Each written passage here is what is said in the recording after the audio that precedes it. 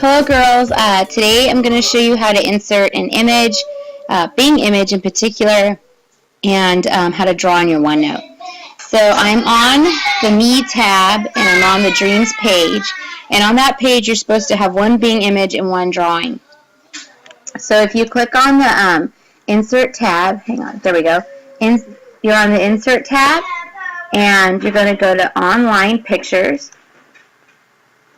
And you can either put in clip art or we're going to do a Bing image search. So I'm going to put in a picture of a poodle because that's my favorite dog. And oh, this poodle's so cute. You'll notice this dialog box here. It's saying that these images are licensed under Creative Commons. Creative Commons is a way that individuals can license their own creative work, particularly for publication on the internet, and give other people permission to use it.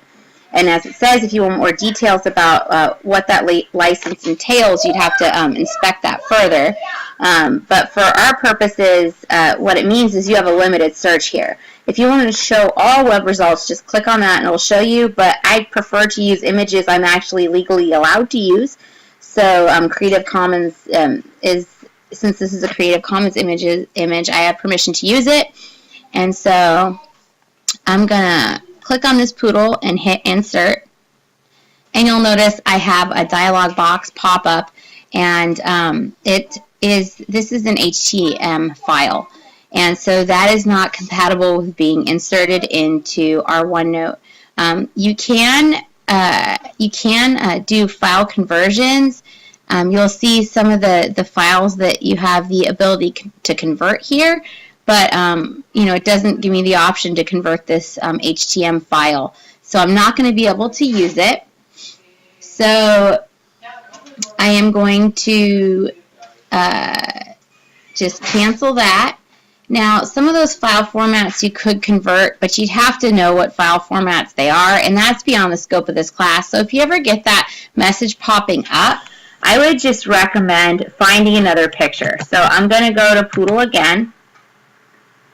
And let's see. Oh, that's a cute poodle. So I'm going to insert that poodle. And, oh, he's cute. I'm going to move him over here. And I'm going to make him a little bit smaller.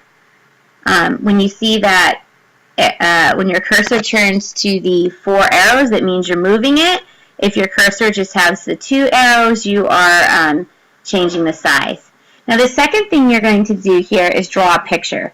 So if you go to the Draw tab, I'm selected for typing right now. If I want to switch to drawing, you see all these different pen choices.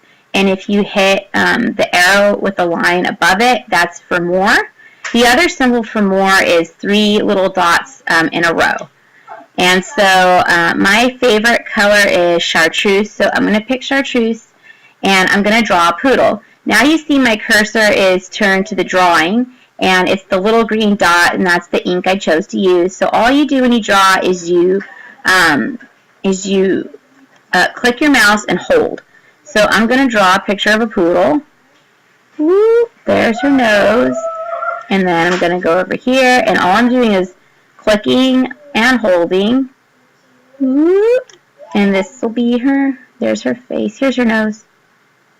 And there's her eyes. Boop, boop, boop, boop, boop, boop. So now you might be wondering, well, it's not very easy to draw with a mouse. What would I use this type of, feature for? Many of my students use it to underline notes. So if you have a handout that's been given to you in OneNote, and you can use it to underline the text, you could switch to highlighter and use it to highlight text. Some students, if your teachers give you a PowerPoint and you follow along in OneNote on your PowerPoint, you could use this to highlight things in a PowerPoint, for example. Let me show you how that would look. I'm going to go to one of my OneNotes. So this is my students' OneNote notebook. If they were taking notes on a PowerPoint, they could use this to highlight. They could use this to underline.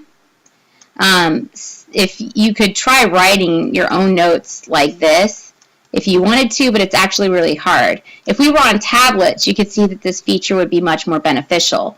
So that's both. I'm going back to that OneNote that I was just in, let me find it, View Notebook.